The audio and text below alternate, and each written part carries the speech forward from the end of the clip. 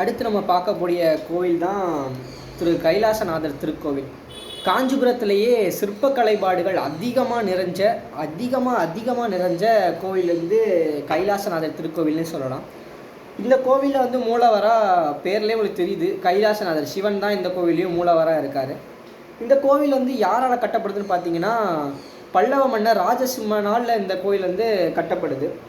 இந்த கோவிலை கட்டிய ராஜசிம்மன் வந்து தான் இதுக்கு முன்னாடி தான் மாமல்லபுர கடற்கற்கோவிலையும் அவர் தான் கட்டியிருக்காரு. வந்து ரொம்ப சிறப்புக்குரிய விஷயமா இருக்குது.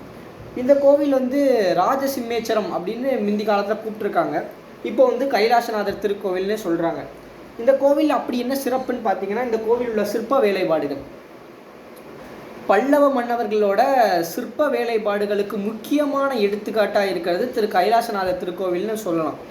அவங்களோட அந்த சிற்ப வேலைப்பாடுகளுக்கு வந்து முக்கியத்துவம் கொடுக்குற கோவிலாக இந்த கோவில் வந்து அமைஞ்சிருக்கு. இந்த கோவிலில் இருக்க நந்தியாக இருக்கட்டும், இந்த கோவிலில் இருக்க மூலவரோட கருவறையாக இருக்கட்டும், இந்த கோவிலில் இருக்க வெளிப்புறமாக இருக்கட்டும், எல்லா இதுலேயுமே சிற்ப வேலைப்பாடுகள் ரொம்ப அதிகமாக ரொம்ப அழகாகவும் ரொம்ப சிறப்பானதாகவும் வந்து இந்த கோவில் வந்து இருக்குது. இந்த கோவில் வந்து தென் கைலாசம் அப்படின்னு கூட சொல்கிறாங்க.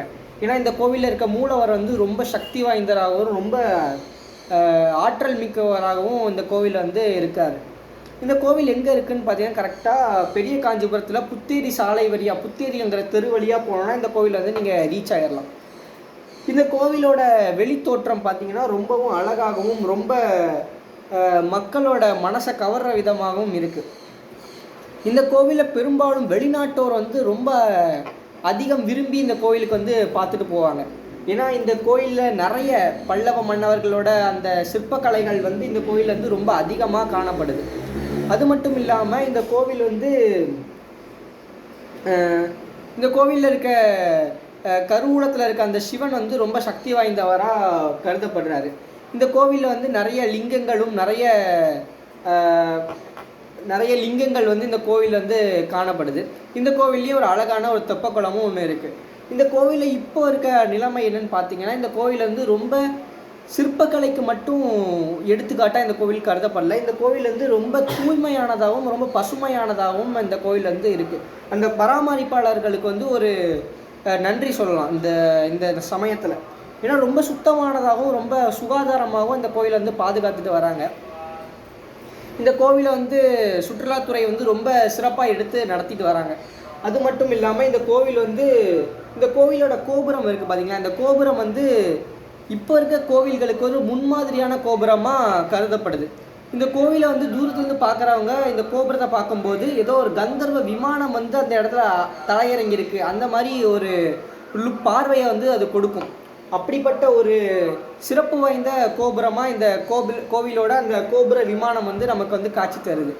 இதே கோபுர கலையை தான் நம்மளோட மாமல்லபுரத்தில் இருக்க அந்த தர்ம ரதத்தில் உள்ள அந்த கோபுரம் மாதிரி தர்ம ரதத்தில் உள்ள கோபுரமும் இந்த கோபுரமும் ஒரே மாதிரி இருக்க மாதிரி ராஜசிம்ம பல்லவனால் வந்து இந்த கோவில் வந்து சிறப்பாக கட்டப்பட்டிருக்கு. இந்த கோவிலில் உள்ள எல்லா சிற்ப வேலைப்பாடுகளுமே ரொம்ப சிறப்பானதாகவும், அந்த கற்களில் இருக்க அந்த தூண்களில் இருக்க அந்த செவுறு அந்த எல்லாத்துலேயுமே ரொம்ப சிறப்பான வேலைப்பாடுகள் வந்து காமிச்சிருக்காங்க.